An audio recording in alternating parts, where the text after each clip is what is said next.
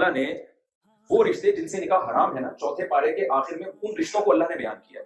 حرمت علیکم امہاتکم، یہ بہت ٹیکنیکل پوائنٹ ہے، اس کو سمجھے آپ. اگر یہ آپ نے دماغ حاضر رکھا نا، آپ کو یہ قرآن سمجھنے میں مزہ بہت آئے گا انشاءاللہ.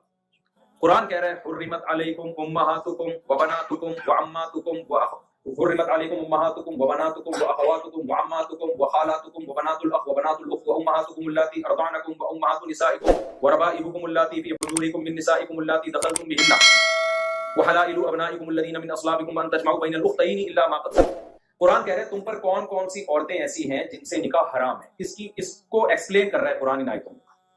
قرآن شروع کرتا ہے ماں سے، تم پر تمہاری ماں سے نکاح کیا ہے؟ حرام. حرمت علیکم امہاتکم. پھر قرآن کہتا ہے وبناتکم، تم پر تمہاری بیٹیوں سے نکاح حرام. یہاں قرآن نے یہ نہیں کہا وہ بیٹیاں جو تمہاری گود میں پلتی ہیں، نہ، یہ لفظ قرآن نے استعمال نہیں کیا. جب ماں کا لفظ آیا تو اللہ نے یہ نہیں کہا اس ماں سے نکاح حرام جس کی گود میں تم پلے ہو. یہ لفظ اللہ نے استعمال بولتے کیوں نہیں یار نہیں کیا. پھر اللہ نے کہا واخواتکم، تمہاری بہنوں سے نکاح حرام. یہ نہیں کہا اللہ نے وہ بہن جو کہ تم اور وہ ایک ہی گود میں پلے ہوں. یہ لفظ اللہ نے استعمال بولو نہیں کیا. وعماتکم، تمہاری پھوپھیاں، تمہاری خالائیں. آگے اللہ تعالیٰ یہ رشتہ چلاتے چلاتے چلاتے چلاتے سوتیلی بیٹی کا ذکر آیا. وربائبکم اللاتی فی حجورکم، وہ تمہاری سوتیلی بیٹیاں جو تمہاری گود میں پلی ہوں ان سے بھی نکاح تم پہ کیا ہے؟ حرام. جب ہم نے تفسیر قرآن کی پڑھی تو میں حیران تھا کہ بھائی سوتیلی بیٹی تو گود میں پلی ہو یا نہ ہو، ہر صورت میں اس سے نکاح کیا ہے؟ ہمیشہ کے لیے حرام ہے. بھائی آپ کا کسی خاتون سے نکاح ہوا اور رخصتی بھی ہو گئی، تو اگر ڈیورس کی بات میں ہو جائے نا، آپ اس خاتون کی پہلے شوہر کی بیٹی سے کبھی بھی نکاح بولو نہیں کر سکتے، کبھی بھی نکاح نہیں کر سکتے. وربائبکم، ربیبہ کہتے ہیں سوتیلی بیٹی کو عربی میں. فی حجورکم، جو تمہاری گود میں پلتی ہیں. ارے بھائی اگر یعنی اس شرط کا کوئی فائدہ نہیں، بھائی گود میں پلیں یا نہ پلیں، وہ تمام فقہا، تبھی کہتے ہیں دین فقہا سے سیکھو. اگر صرف قرآن کے ترجموں سے سیکھنا شروع کر دو گے نا اخفل طریقے سے اپنے طور پر، تو گمراہ ہو جاؤ گے اجماع کے خلاف. جیسے جناب پروفیسر غامدی صاحب آج کل عجیب عجیب چیزیں مارکیٹ میں لے کر آ رہے ہیں، کوئی عجیب چیزیں لا رہے ہوتے ہیں مارکیٹ. قرآن کی وہ تفسیر معتبر ہے جو صحابہ اور تابعین سے اور ائمہ مجتہدین سے ثابت ہے. تمام ائمہ کا اجماع ہے کہ سوتیلی بیٹی کو آپ نے گود میں پالا ہو یا نہ پالا ہو، ہر صورت اس سے نکاح کیا ہے؟ حرام ہے. لیکن وہ اشکال کھڑا ہو جائے گا کہ پھر قرآن ایک معاذ اللہ ایک لغو بات ذکر کیوں کر رہا ہے جس کا کوئی فائدہ نہیں ہے. بھائی تمہاری گود میں پلے یا نہ پلے، دونوں کنڈیشن میں نکاح کیا ہے؟ حرام ہے. تو ہم اس کو کہتے ہیں قید اتفاقی.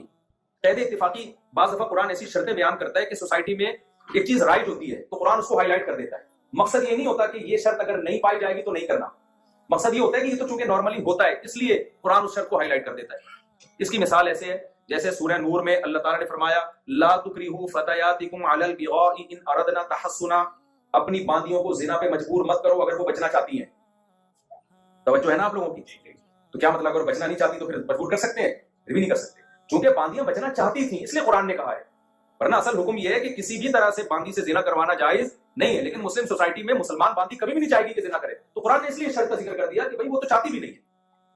مقصد یہ نہیں ہوتا کہ اگر چاہے تو آپ اس کو اجازت دے سکتے ہیں، زنا تو بہر صورت حرام ہے. تو یہاں اس آیت میں علماء کہتے ہیں کہ بھائی یہ قید ہے اتفاقی. اتفاقی کا مطلب کیا ہے؟ چونکہ نارملی ایسا ہوتا تھا کہ سوتیلی بیٹیوں کو صحابہ کرام جب کسی خاتون سے نکاح کرتے، اس کی کوئی سوتیلی بیٹی ہوتی یا بچے ہوتے تو اس کو بھی گود کا مطلب اپنی کسٹڈی میں لے لیتے اس کو. تو اس لیے قرآن نے شرط کا ذکر کر دیا، ورنہ حقیقت میں وہ گود میں نہ بھی پلے تو بھی نکاح کیا ہے؟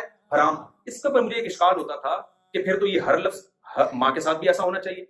قرآن کہہ رہا ہے تم پر تمہاری مائیں حرام جن کی گود میں تم پلے ہو، کیونکہ نارملی انسان کس کی گود میں پلتا ہے؟ بھائی نہیں آ رہا سمجھ میں بھائی، نارملی انسان کس کی گود میں پلتا ہے؟ ماں کی گود میں. نا اسی سینٹر میں تھوڑے لوگ ہی جاتے ہیں، زیادہ تر اپنی ماؤں کی گود میں ہی پل رہے ہوتے ہیں جب تک رپورٹ مجھے جہاں تک نالج ہے. اور پھر کہیں بھی شرط نہیں لگائی. پھر اپنی سگی بیٹی کے بارے میں بھی اللہ نے کہا تم پر تمہاری بیٹیاں حرام جو تمہاری گود میں پلے. نہ نہ نہ، سوتیلی بیٹی کا جہاں ذکر آیا تو اللہ نے کہا تمہاری وہ ربیبہ جو تمہاری گود میں پلی ہو. یہ آیت میں نے 20 دفعہ سنی پڑھی لیکن مجھے اس اشکال کا جواب نہیں ہے. تو میں نے کہا بھائی ہمارا علم ناقص ہے، ہر اشکال کا جواب انسان کو نہیں ملتا. اللہ کا کلام ہے، ہوگی کوئی وجہ. اللہ کی قدرت کے میں خود مبتلا ہو گیا. میں نے کہیں نکاح کا پیغام بھیجا، 2 بچے مجھے جہیز مل رہے تھے. اب میں نے کہا یار میرا کھوپڑی اس پہ راضی نہیں ہے، میں کیسے بچے پالوں گا کسی کے؟ اپنے بھی ہیں، دماغ آمادہ نہیں ہو رہا.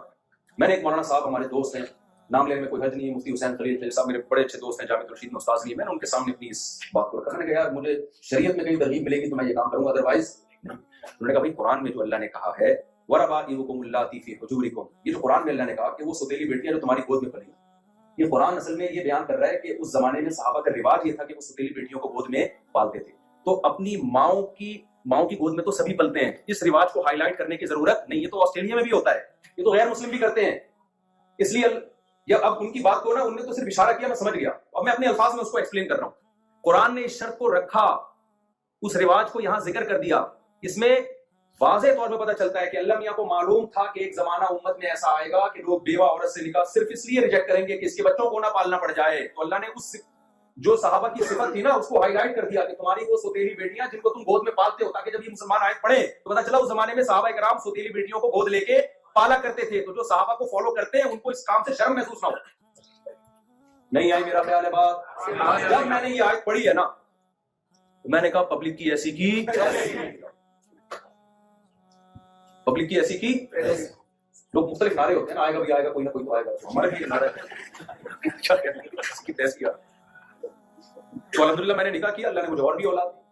تو میں آپ سے عرض کر رہا ہوں کہ میں نے جب دیکھا بھائی قرآن کیا کہہ رہے لتسکنوا الیہا کہ تمہیں اس سے کیا ملے گا, سکون.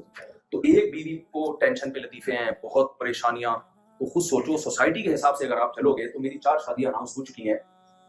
تو مجھے تو ڈپریشن سے مر جانا چاہیے. مجھے تو ڈپریشن کی تمام گولیوں کے نام ان کی کمپنیوں کے ساتھ یاد ہونے چاہیے. کیا خیال ہے کہ میں نے اس پہ بتایا کہ مجھے وہ ڈپریشن کی گولی کا جو میں نے لطیفہ سنا تھا نام ہی یاد نہیں آ رہا, اور اللہ کرے نہ آیا.